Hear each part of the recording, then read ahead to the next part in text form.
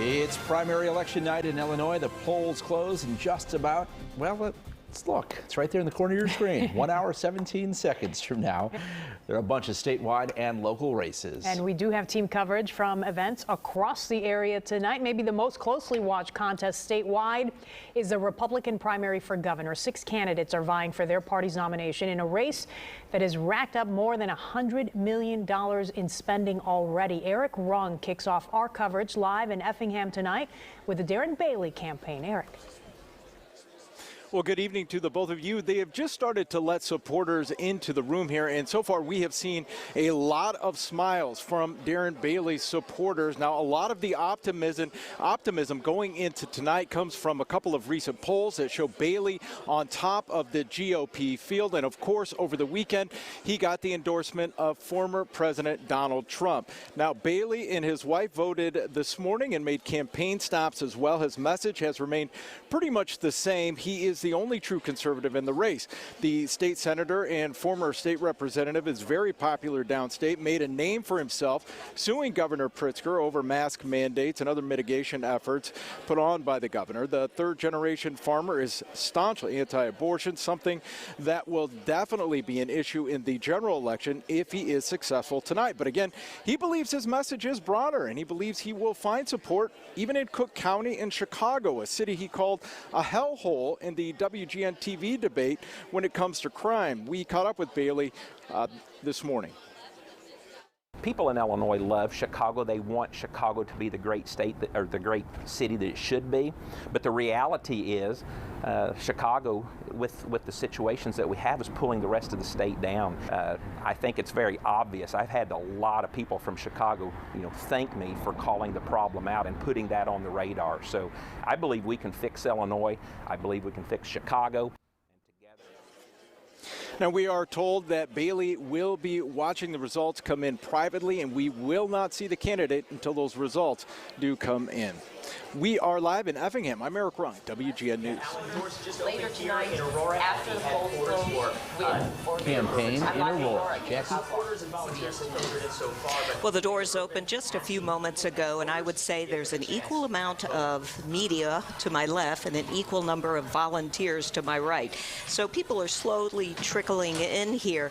This used to be the Aurora Public Library many, many years ago. It has been now transformed into the Irvin headquarters. Now, go back to January 17th when he announced his candidacy. He was riding high. He was front runner in the polls, and he got a huge infusion of cash, $50 million from Illinois' richest resident, Ken Griffin. Let's fast forward to today, and we did catch up to him as he was voting here in Aurora at Wesley United Methodist Church, and he has come under fire. He is second in one poll, third in another poll, and he is battling about $34 million in negative campaign ads, not only funded by Darren Bailey, but also the Democratic Governors Association and Democratic Governor J.B. Pritzker. So in recent weeks, they've had to change their campaign strategy. A vote for Darren Bailey is a vote to re-elect J.B. Pritzker. And you don't have to take my word for it. J.B. Pritzker's telling you that. He's spent $35 million to take me down, in negative ads. That's because he knows if I get to the general election, I will beat him. He does continue with his message that he has always said. He's tough on crime, tough on corruption, eliminate waste, pro-police. It's just how many people are getting that message. We'll find out in a matter of hours. Back to you. All right, thank you, Jackie. And let's go to Jenna Barnes now. She is live in Petersburg, Illinois, with the Jesse Sullivan campaign. Jenna. Hey, Lourdes. Some Sullivan supporters starting to gather here in Petersburg for his watch party. This is a town of about 2,000 people, 20 miles outside of Springfield. This is Jesse Sullivan's hometown, and he lives here with his wife, his 5 children, and his 2 foster children. He's making his way to the watch party right now. He voted at the fire department just around the corner about 30 minutes ago, and he started the day up in the Chicago area talking to voters in Arlington Heights and with a family send-off at his campaign office in Oak Brook. Sullivan is a 37-year-old self-proclaimed political outsider and venture capitalist. His company, Alter Global, invests in tech entrepreneurs in developing countries. Here at home, he's running on his Christian faith, saying he wants to put what he calls family values back in Illinois government. Sullivan says he would be the Ron DeSantis of the Midwest, and he says he is the conservative who can beat Governor J.B. Pritzker in a general election. Sullivan argues his toughest competition, Richard Irvin, isn't a true conservative, and Darren Bailey can't beat Pritzker. He has touted his ability to bridge the state. Here's what he told me that means to him. In order to win, you got to win Chicago. We know that. I'm a Central Illinois guy. I grew up working on a farm, but I also have been able to, as my dad would say, biggest redneck to ever attend Oxford University, Stanford Business School. I've been working in emerging cities all around the world. We're going to create the jobs of the future up in Chicago. So winning the general election is one question. Whether he can win the primary tonight is another. Sullivan's campaign told me today he's the underdog in this race, but they have seen him surging in recent days leading up to the primary. We'll see if it's enough for him in the next few hours. We're live in Petersburg. Jenna Barnes, WGN News. Thank you, Jenna. And let's go now to Jewel Hillary is in Woodstock, live in Woodstock with the Rabine campaign at the Bull Valley Country Club.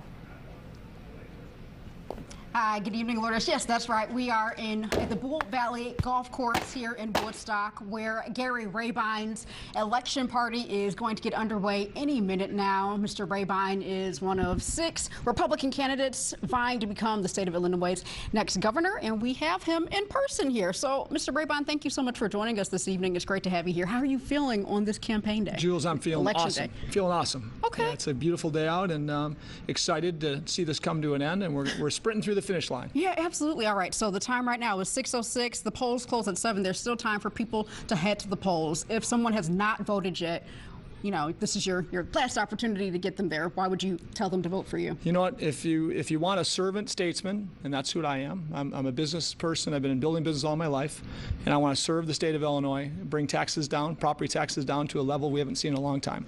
1% of the value is what I want to be. Bring our regulatory environment down to an area where businesses will love being here. Caterpillar, from small businesses like mine and much smaller than mine, will want to be in Illinois if we can do those 2 things. And then I've learned so much about the cultural issues we have in Illinois. And boy, traveling the state of Illinois, we've got a lot of challenges, and the families are hurting in such a big way. So I want to fight for those families in many ways. Okay, and I know you've said that as a businessman, you have, started many companies and brought them from struggling to successful, and you believe you can do that for the state of Illinois. Explain that to us. Yeah, so I've started over 36 companies, actually. We count them last year when I was running, and some of them didn't work out so well early on, right? Never bankruptcy in our history. We've always worked hard to do the right thing. I got to tell you, but we've had a lot of successes over the last 20 years, and in turning businesses around, we've had a lot of fun. This golf course is an example of that. We bought it out of bankruptcy, turned it around. It's a thriving business today, and you can do that in a state as well. It's been done in states across America. I've learned the models that of success through the governors and their advisors. Many of those advisors are my friends and on my team right now for Illinois. So I'm confident we can turn Illinois around like nobody else believes. And it starts with economics, but it really, if we don't change the culture of our state too, we're losing businesses now because of the violence, right? So, got to change that. Well, thank you, Mr. Rabine, and good luck to you tonight. We will be here at the Bull Valley Golf Course in Woodstock for the remainder of the evening for Mr. Rabine's election party, and I know he's hoping for success tonight. So we'll be back later on in the show. For now, back to you all. Thank you, Jules. Thank you, Jewel.